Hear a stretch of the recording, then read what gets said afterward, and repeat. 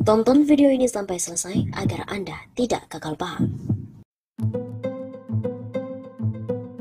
Sobat Nabi Sahabat, kembali lagi bersama dengan kami untuk mengulas fakta-fakta perpolitikan dan juga informasi terkini tanah air. Ahok dipanggil KPK terkait dengan dugaan korupsi pengadaan LNG di PT Pertamina. KPK memastikan akan terus memanggil saksi-saksi untuk melengkapi berkas perkara dugaan korupsi pengadaan liquefied natural gas atau LNG di PT Pertamina tahun 2011-2021, termasuk akan memanggil Komisaris Utama PT Pertamina Basuki Cahayapurnama alias Ahok. Pelaksana tugas atau PLT juru bicara bidang penindakan KPK, Ali Fikri mengatakan pihaknya secara resmi mengumumkan bahwa kasus dugaan korupsi pengadaan LNG di PT Pertamina sudah dalam tahap penyidikan. Pengumpulan bukti saat ini masih terus dilakukan, baik itu dari keterangan saksi-saksi maupun untuk alat bukti lainnya. Kami terus menjadwalkan pemanggilan saksi-saksi, ujar Ali kepada wartawan di Gedung Merah Putih KPK, Jalan Kuningan Persada, Kaf 4, Setiabudi, Jakarta Selatan pada Kamis sore 23 Juni kemarin. Hingga hari ini, kata Ali, setidaknya sudah lebih dari 15 orang yang diperiksa sebagai saksi dalam perkara penyidikan baru tersebut. Namun demikian, tentu perlu juga kami sampaikan terkait dengan siapa yang ditetapkan sebagai tersangka dalam perkara ini, kemudian nanti konstruksi perkaranya seperti apa. Pasal-pasalnya yang diterapkan, tentu kami nanti akan sampaikan pada saatnya setelah mengumpulkan bukti-bukti ini cukup. Kemudian kami lakukan upaya paksa penahanan. Ali juga memastikan siapapun pihak yang mengetahui perkara ini dan mempunyai bukti-bukti untuk membantu KPK untuk menyelesaikan penyelidikan dan dipanggil kemudian sebagai saksi, termasuk memanggil Ahok yang sudah menjadi komut Pertamina sejak November 2019. Tentu seluruh saksi-saksi itu perlu kami hadirkan adalah pihak-pihak yang kami duga mengetahui sehingga kemudian memperjelas dari perbuatan tersangka. Itu yang penting. Di dalam proses penyidikan, tentu kebutuhannya di situ, siapapun itu pasti kami akan panggil agar perkara ini menjadi jelas dan terang dari perbuatan tersangka yang dimaksud. Sementara ini, hari ini tim penyidik juga telah memanggil 8 orang diperiksa sebagai saksi di Gedung Merah Putih KPK. Saksi-saksi yang dipanggil yaitu Fariska Arista selaku karyawan BUMN, Rosalinda Sriwidyastuti selaku karyawan BUMN, Trisno Wibowo selaku pensiunan BUMN, Dendi Rumolo Ritonga selaku karyawan BUMN, Niwayan Desi Arianti selaku mantan legal konsul BUMN, Rina Kartikasari selaku karyawan BUMN, Taufik Pelita Buana selaku karyawan PT Perta Arun Gas dan Didik Sasongkowidi selaku karyawan BUMN.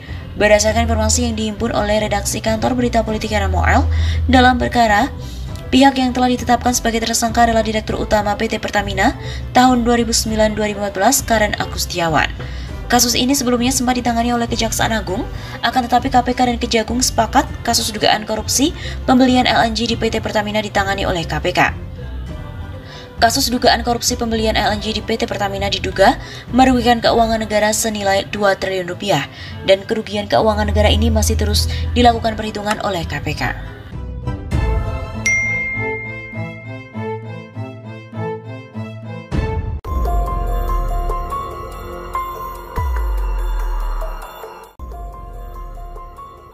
Bambang Wijoyanto beberkan bukti-bukti korupsi Ahok dari temuan BPK. Mantan Wakil Ketua KPK, Bambang Wijoyanto, membeberkan sederet bukti dugaan korupsi di era kepemimpinan Basuki Cahayapurnama atau Ahok. Bukti-bukti itu merupakan hasil temuan dari Badan Pemeriksa Keuangan yang dilaporkan per Mei 2016 yang lalu. Selama ini, pemerintahan di masa Ahok dianggap paling bersih dari korupsi. Padahal kata Bambang, banyak bukti yang diindikasikan perbuatan korupsi. Lantas, ia pun membeberkan temuan bukti-bukti itu. Bagaimana bisa disebut pemerintahan Ahok tidak korupsi kalau banyak perbuatan koruptif yang terjadi di DKI? Siapa bilang Ahok tidak koruptif? Ini sederet buktinya. Kata Bambang seperti dikutip beberapa media di Jakarta. Berikut daftar kasus korupsi di DKI Jakarta yang beredar di media pada era kepemimpinan Ahok baik sebagai gubernur maupun sebagai wakil gubernur era Jokowi yang dikutip dari berbagai sumber.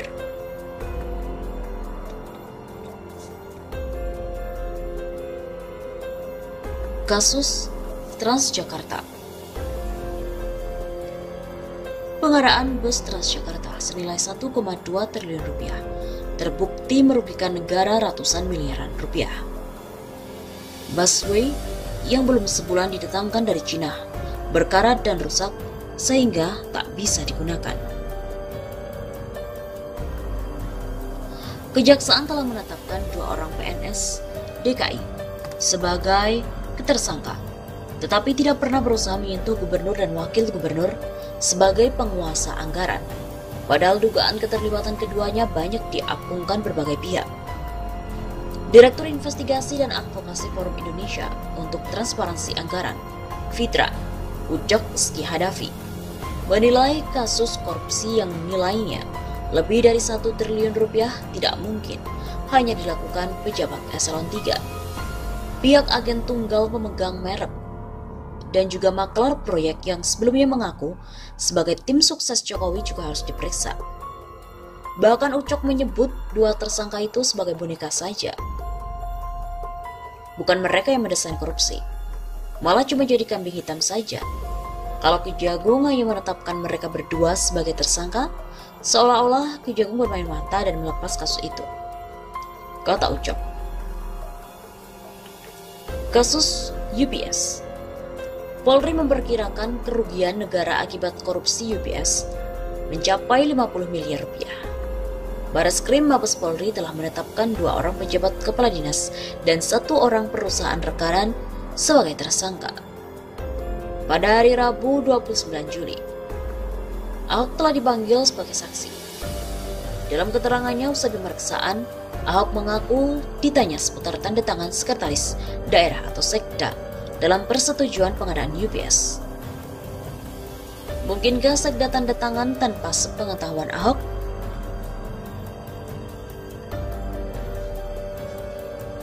Kasus tanah sumber waras dan reklamasi. Dalam kasus reklamasi, Ahok berkilah bahwa dirinya ditusuk dari belakang.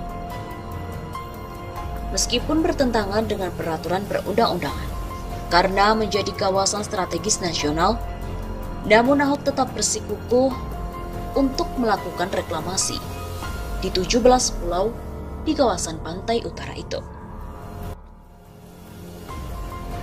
Dalam kasus rumah sakit sumber waras, hasil pemeriksaan dari BPK adalah kasus korupsi pembelian tanah milik rumah sakit sumber waras oleh Pemda DKI dengan harga jauh di atas harga pasaran.